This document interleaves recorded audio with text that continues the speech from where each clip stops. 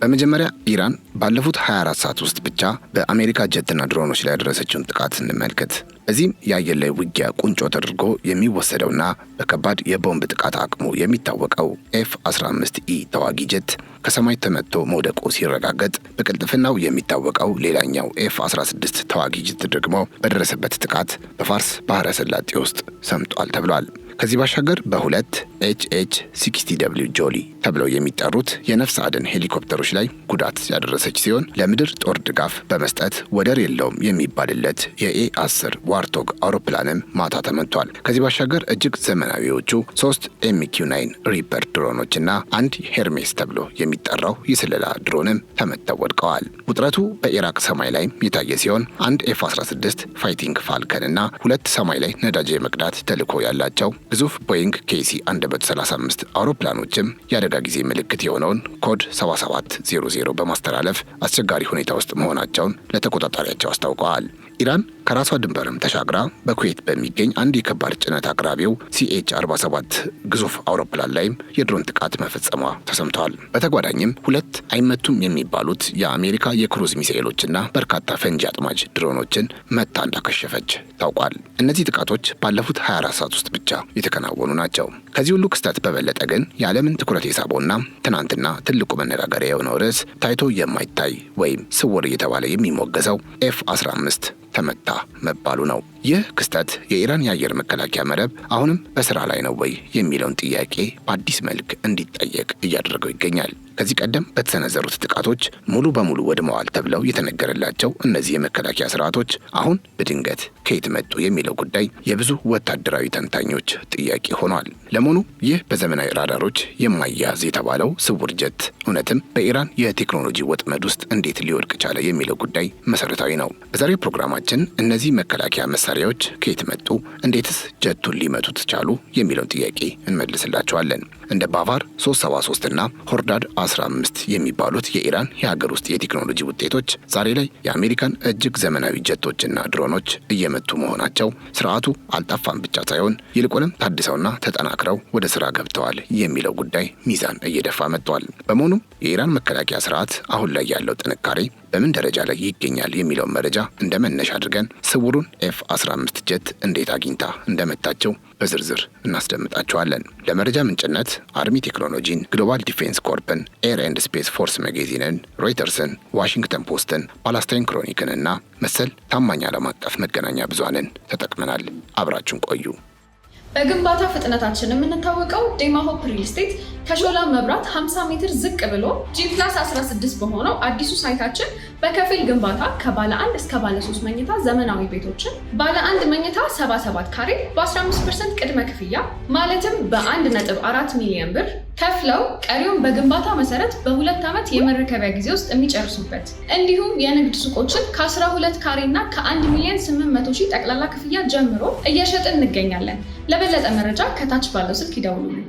ኢራን እንዴት የአሜሪካን ተዋጊ ጀት መታጣለች የሚለው ጥያቄ ዛሬ የብዙዎችን ቀልብ የሳበ የኢራን የአየር መከላከያ መረብ ውስጣዊ ሚስጥር ሆኗል። ጦርነቱ በገባ በአንድ ወር ጊዜ ውስጥ ከምዕራባውያን ከኢራንና ከገለልተኛ ወታደራዊ ምንጮች የሚወጡ ሪፖርቶች እንደሚያመለክቱት የኢራን የአየር መከላከያ መረብ ተዳክመዋል ቢባልም አሁንም ግን ታድሰውና ማስተካከያ ተደርጎላቸው ዳግም በከፍተኛ ዝግጁነት ወደ ስራ ገብተዋል ይባላል። ሮይተርስና ዋሽንግተን ፖስት እንደዘገቡት በኢራን ሰማይ ላይ የአሜሪካ ተዋጊ ጀት በታሪክ ለመጀመሪያ ጊዜ መውደቁን በተጨባጭ ያረጋገጡ ሲሆን ከዚህ በተጨማሪም በላቁት F-35 ጀቶች ላይ የደረሰው ጉዳትና የMQ-9 ድሮኖች ተደጋጋሚ መመታት የኢራን የአየር መከላከያ ስርዓቷ በስራ ላይ እንዳለ ምስክርነት ይሰጡናል። እንደ ACLED ያሉ ተቋማት እንደሚሉት ደግሞ በመቶዎች የሚቆጠሩ የኢራን የአየር መከላከያ ንብረቶች በጦርነቱ መጀመሪያ ቀን ኢላማ ተደርገው እንደነበረ ቢገልጹም ኢራን ግን ወደሙ ተብለው የታሰቡትንና ለዓመታት በሚስጥር ያቆየቻቸውን የሚሰሩ መከላከያ ስርዓቶችን አሁን በሙሉ አቅማቸው ወደ ስራ ማስገባቷን በተግባር እያሳየች ትገኛለች ይላል። የኢራን የአየር መከላከያ ሲስተም ሲታይ እንደ ሽንኩርት ልጣጭ አንዱ በሌላው ላይ የተደራረቡ 3 ዋና ዋና የመከላከያ እርከኖችን የያዘ መሆኑን እንረዳለን። ይህ ሌየርድ የተባለው ስልት ረጅም፣ መካከለኛና አጭር ርቀት ተኳሽ መቃወሚያዎችን በአንድነት በማቀናጀት ማንኛውንም አይነት የአየር ጥቃት ለመመከት የተነደፈ ነው። በእነዚህ እርከኖች ውስጥ የሀገር ውስጥ የፈጠራ ውጤቶችና የውጭ ሀገራት ቴክኖሎጂዎች ተጣምረው ስለሚሰሩ አንዱ እርከን ቢመታ እንኳ ሌላኛው እርከን ስራውን ሳያቋርጥ እንዲቀጥል ያስችለዋል።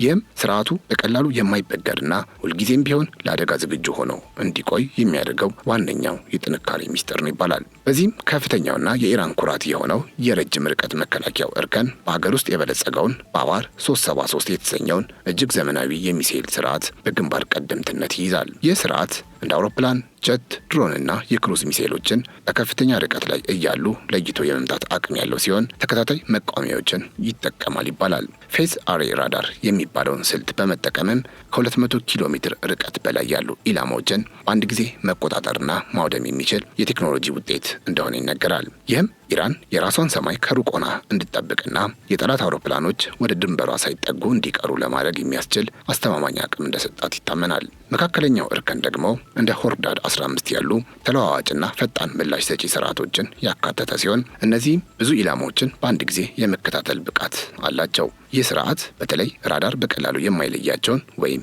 ስውር ስቲልዝ የተባሉ አውሮፕላኖችን በቅርብ ርቀት ላይ አድፍጦ በመጠበቅ ለመምታት የሚያስችል ልዩ ቴክኒካዊ ብቃት አለው። የረጅም ርቀት ስርዓቶችን በማጠናከርና ክፍተቶችን በመሙላት የጠላት አውሮፕላኖች የመጀመሪያውን አጥር ጥሰው ቢገቡ እንኳ በዚህኛው እርከን እንዲጠመዱ ይደረጋል። በመሆኑም መካከለኛው እርከን ለኢራን የአየር መከላከያ እንደ ሁለተኛና ወሳኝ የጥበቃ ግንብ ሆኖ የሚያገለግል ሲሆን የጠላትን እንቅስቃሴ በእጅጉ ይገታል ተብሎ ይታመናል። በዝቅተኛ በረራ ላይ የሚደረጉ ጥቃቶችን ለመመከት ደግሞ ኢራን እንደ ቶር ያሉ አጭር ርቀት መቃወሚያዎችንና ሌሎች ተንቀሳቃሽ የጥበቃ ክፍሎችን በስፋት ታሰማራለች።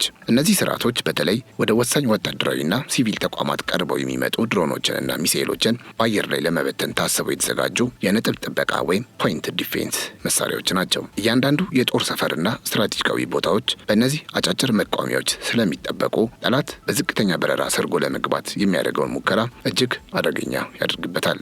ይህ የተደራራቢ ጥበቃ ስርዓት አንዱ የሌላውን ደህንነት እንዲጠብቅ ስለሚያደርገው አጠቃላይ የሀገሪቱን ሰማይ ለእነ አሜሪካ አውሮፕላኖች አሁን ላይ ከባድ እያደረገባቸው ይገኛል። የኢራን የአየር መከላከያ ስርዓት ከሌሎች የሚለየው በተናጠል መቆምን ከመምረጥ ይልቅ እንደ አንድ የተሳሰረ የመረጃ መረብ ወይም ኔትወርክ ሆኖ የመስራት ብቃቱ ነው። ከጦርነቱ በፊት የተሰበሰቡ የሳተላይት ምስሎች እንደሚያሳዩት ኢራን እንደ ኤስ-300 ያሉ የሩሲያ ውጤቶችን ከሀገር ውስጥ ስርዓቶች ጋር በማቀናጀት ድብልቅ አርክቴክቸር ፈጥራለች። ይህ ቅንጅት የተለያዩ የቴክኖሎጂ ትውልዶችን በአንድ የእዝ ማዕቀፍ ውስጥ በማገናኘት አንዱ ስርዓት የሚያየውን መረጃ ለሌላው በፍጥነት እንዲያስተላልፍ ያስችለዋል። በዚህ ምክንያት የጠላት ጦር በአንድ የእዝ ማዕከል ወይም በአንድ ራዳር ላይ ብቻ ጥቃት በመሰንዘር አጠቃላይ መከላከያውን ማዳከም የማይችልበት ደረጃ ላይ ያደርሰዋል። ለዚህም ነው እስራኤል አንዱ መከላከያ መታው ስትል ሌላኛው ወደ ስራ የሚገባው። ከዚህ ባሻገር እነዚህ መሳሪያዎች የኢላማ መፈለጊያ ዘዴዎቻቸው ከተለመደው ራዳር ባለፈ ሰፊና ውስብስብ መሆናቸው የኢራን መከላከያ ለጠላት አውሮፕላኖች በቀላሉ የማይታወቅ እንዲሆን አድርጎታል። ስቲልዝ አውሮፕላኖች ወይም ድብቅ አውሮፕላኖች ራዳር ላይ ባይታዩም ኢራን ግን የሙቀት ምልክቶችንና የኤሌክትሮኒክስ ልቀቶችን መለየት የሚችሉ ፓሲቭ ዲቴክሽን የሚሰኙ ዘዴዎችን ትጠቀማለች። ትናንት ተመታ የተባለው ጀትም በዚህ ዘዴ ነው። በኋላ በስፋት እንዴት እንደተመታ እነግራቸዋለን። እነዚህ ስርዓቶች ራሳቸው ምንም አይነት ሞገድ ስለማያመነጩ ጠላት መኖራቸውን ለማወቅ እንኳ እጅግ ይቸገራል። ይህ በኢንፍራሬድና በኤሌክትሮ ኦፕቲካል ስርዓቶች የታገዘው ፍለጋ ማንኛውም አውሮፕላን በድብቅ ቢመጣም እንኳ የመታወቅና የመመታት እድሉን በከፍተኛ ሁኔታ ይጨምረዋል። በጦርነቱ መጀመሪያ ላይ የአሜሪካና የእስራኤል ባለስልጣናት የኢራን የአየር መከላከያ ሙሉ በሙሉ መደምሰሱን ቢናገሩም ስርዓቱ ግን አሁንም ስራውን መቀጠሉን ብዙዎችን አስገርሟል። ከ200 በላይ የኢራን የመከላከያ ንብረቶች ኢላማ መደረጋቸው ቢዘገብም የስርዓቱ መትረፍ የሚስጥሩ ቁልፍ የሆነው ከስርጭቱና ከዲዛይኑ ልዩነት ጋር የተያያዘ ነው። ኢራን እነዚህ መሳሪያዎች በአንድ ቦታ ብቻ ገትራ ማቆምን ከመምረጥ ይልቅ የተበታተኑና በማንኛውም ጊዜ ቦታቸውን የሚቀይሩ ተንቀሳቃሽ መሳሪያዎችን በስፋት መጠቀምን ትመርጣለች።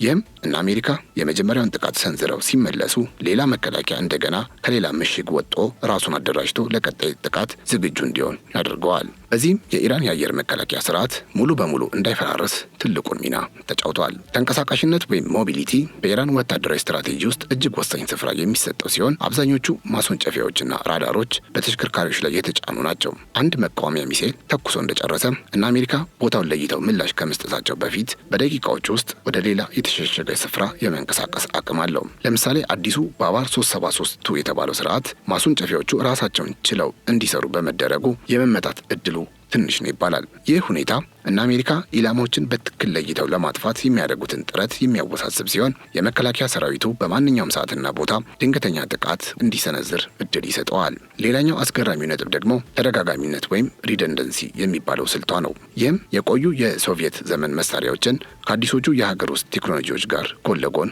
አሰልፋለች። ምንም እንኳ የቆዩት ስርዓቶች ቴክኖሎጂያቸው ዝቅተኛ ቢሆንም በአየር ክልሉ ላይ ከፍተኛ ዴንሲቲ በመፍጠር የጠላትን ትኩረትና ጥይት እንዲባክን ያደርጋሉ። ጠላት የትኛው አደገኛ የትኛው ደግሞ ተራ መሆኑን ለመለየት በሚጥርበት ጊዜ አዲሶቹና ገዳይ የሆኑት ስርዓቶች ስራቸውን በሰላም እንዲሰሩ ምቹ ሁኔታ ይፈጥርላቸዋል። ይህ ስልት የጠላት አውሮፕላኖችን ቁጥርና አቅም የሚመጥን ሰፊ የመከላከያ ሽፋን በመስጠት አጠቃላይ ስርዓቱ ምንም አይነት ክፍተት እንዳይኖረው ለማድረግ ይረዳል ይባላል። በመጨረሻም የኢራን የአየር መከላከያ መዋቅር የሀገር ውስጥ የፈጠራ ውጤቶችን፣ የሩሲያ ቴክኖሎጂዎችንና የቻይና ዲዛይኖችን ያቀላቀለ በመሆኑ በቀላሉ የማይገመት ወይም አንፕሪዲክትብል እንዲሆን አድርጓል። ይህ የቴክኖሎጂ ቅልቅል በራዳር ሽፋን፣ በሚሳኤል መመሪያና በስርዓቶች አነባነብ ላይ ልዩነት ስለሚፈጥር ጠላት መከላከያውን ለማለፍ የሚጠቀምባቸው ስልቶች በአንዱ ላይ ቢሰሩ በሌላው ላይ እንዳይሰሩ አድርጓል። እንዲህ ያለው ድብልቅ አርክቴክቸር ኢራን በማንኛውም ወታደራዊ ጫና ውስጥ ሆና ራሷን እንድትከላከልና እንደ ትናንቱ ያሉ ዘመናዊ ጀቶችን ጭምር እንድትመታ አስችሏታል ተብሎ ይታመናል። በአጠቃላይ በመግቢያችን ላይ የጠቀስንላችሁን ባለፉት 24 ሰዓት ውስጥ የታዩ የኢራን ጥቃቶች ይህ ለዓመታት ሲገነባ የቆየ ውስብስብና ረቂቅ የመከላከያ መረብ ውጤት መሆናቸውን በግልጽ የሚያሳዩ ናቸው።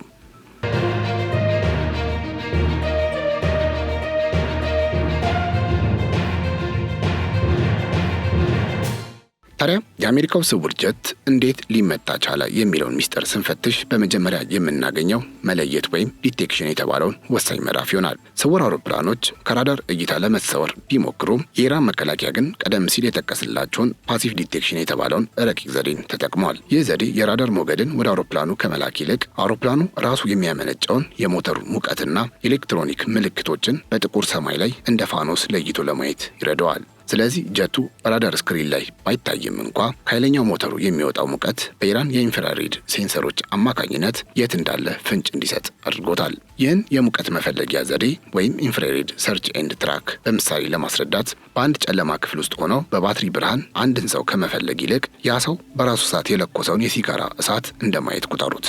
አሜሪካ ከራዳር ውጭ የሆነ ጀቷን ብትልክም የኢራን መከላከያ ስርዓቶች ግን ጀቱ ከራሱ ሞተር ያመነጨውን እሳት መመልከት ችለዋል። ስውር ጀቶች የራዳር ሞገድን በትነው እንዲጠፉ ቢያደርጉም የሞተራቸው ሙቀት ግን ሙሉ በሙሉ መደበቅ አይችሉም። የኢራን ኤሌክትሮ ኦፕቲካል ሲስተሞች ይህንን አጋጣሚ በመጠቀም አውሮፕላኑ በሰማይ ላይ የሚተወውን የሙቀት መስመር በመከተል በትክክል የት ቦታ ላይ እንደሚገኝ አረጋግጠዋል። በዚህ ምክንያት አውሮፕላኑ ምንም ያህል ስውር ቢባልም ለኢራን መከላከያ ግን በግልጽ የሚታይ ኢላማ ሆኖ እንዲቀር ተገዷል። አንዴ ኢላማው ከተለየ በኋላ ቀጣዩ እርምጃ ክትትል ወይም ትራኪንግ ሲሆን ይህም አውሮፕላኑ የት እንዳለና ወዴት እንደሚሄድ በትክክል ማወቅን ያካትታል። የኢራን የተቀናጁ የራዳር መረቦች አንዱ ሴንሰር ያገኘውን መረጃ ለሌላው በፍጥነት በማስተላለፍ አውሮፕላኑ በጥብቅ ቁጥጥር ስር ያውሉታል። ስውሩ ጀት ራዳርን ለማታለልና አቅጣጫውን ለመቀየር ቢሞክርም ከተለያዩ አቅጣጫዎች የሚመጡት የክትትል ምልክቶች ግን ከእይታው እንዳያመልጥ ያደርጉታል። በዚህ ምክንያት አውሮፕላኑ ምንም ያህል ቢቀላጠፍም በኢራን የአየር መከላከያ መረብ ውስጥ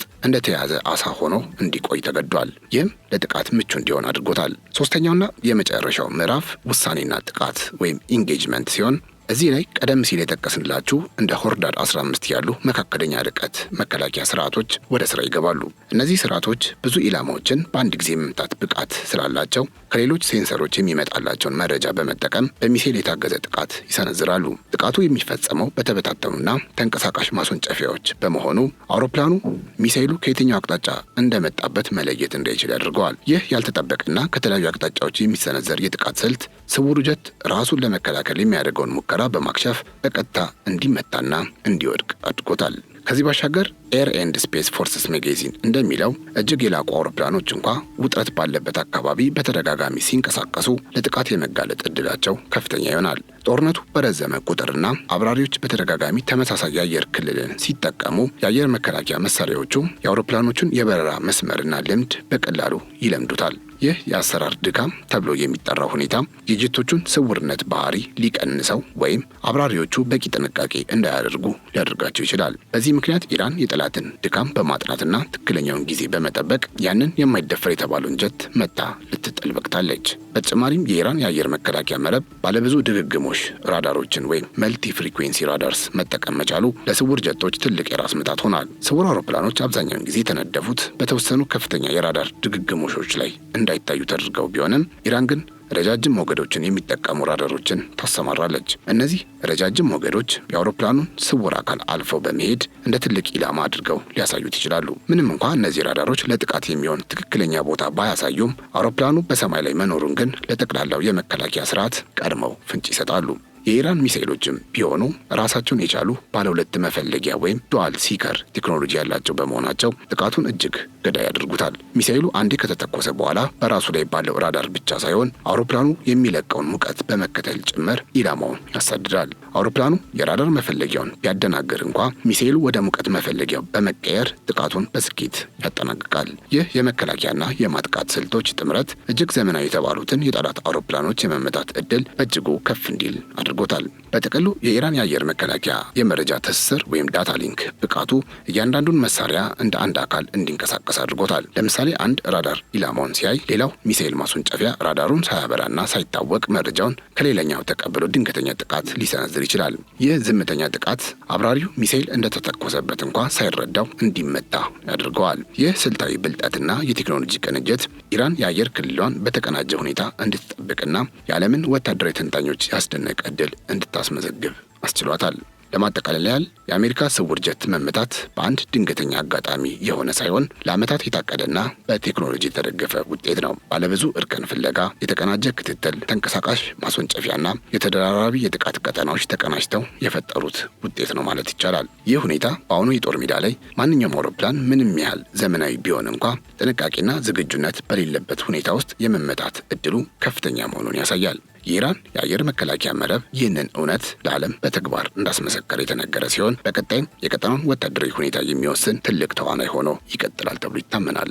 የተከበራችሁ የገበያ ሚዲያ ቤተሰቦቻችን ለዛሬ ያዘጋጀላችሁ ልዩ ጥንቅር ይህንን ይመስል ነበር። እናንተም ከዚሁ ከኢራን የመከላከያ ስርዓት ቴክኖሎጂ ጋር ያላችሁን ሀሳብ አስተያየት እንድታጋሩን በአክብሮት እንጠይቃችኋለን። ቻናላችንን ሰብስክራይብ፣ ይህን ቪዲዮ ላይክ እንድታደርጉም በአክብሮት እንጠይቃችኋለን። በያላችሁበት ሰላም። በግንባታ ፍጥነታችን የምንታወቀው ዴማ ሆፕ ሪል ስቴት ከሾላ መብራት 50 ሜትር ዝቅ ብሎ G+16 በሆነው አዲሱ ሳይታችን በከፊል ግንባታ ከባለ 1 እስከ ባለ 3 መኝታ ዘመናዊ ቤቶችን ባለ 1 መኝታ 77 ካሬ በ15% ቅድመ ክፍያ ማለትም በ1.4 ሚሊዮን ብር ከፍለው ቀሪውን በግንባታ መሰረት በ2 ዓመት የመረከቢያ ጊዜ ውስጥ የሚጨርሱበት እንዲሁም የንግድ ሱቆችን ከ12 ካሬ እና ከ1 ሚሊዮን 800 ሺህ ጠቅላላ ክፍያ ጀምሮ እየሸጥን እንገኛለን። ለበለጠ መረጃ ከታች ባለው ስልክ ይደውሉልን።